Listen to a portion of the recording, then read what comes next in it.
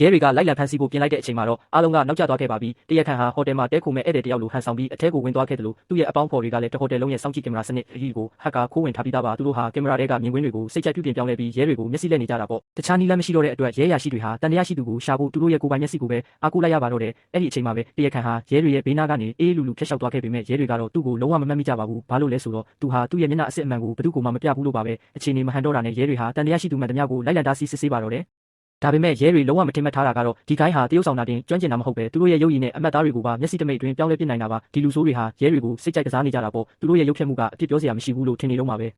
ရဲရရှိတယောက်ကတန်တရားရှိသူတယောက်ရဲ့တင်းငယ်တဲ့အမတ်သားတစ်ခုကိုရုတ်တရက်တတိယသွားပါတယ်သူဟာအဲ့ဒီလူနောက်ကိုအမြန်လိုက်ရင်သူတွေ့တာကိုအပေါင်းဖော်ရီစီဝိုင်ယာလက်ရေဒီယိုနဲ့လှမ်းအကြောင်းကြားလိုက်ပါတယ်ဒါပေမဲ့သူမသိတာကသူတို့ပြောသမျှစကားတွေကိုဟိုဘက်ကကြိုတင်ကြားဖြတ်နားထောင်နေတယ်ဆိုတာပါပဲကိုင်းရဲ့ခေါင်းဆောင်ကချက်ချင်းပဲအဖွဲ့သားတွေကိုတတိပေးလိုက်ပြီးရဲတွေမတွေ့ခင်မှာရုပ်ဖြတ်မှုကိုချက်ချင်းပြောင်းဖို့ခိုင်းလိုက်ပါတော့တယ်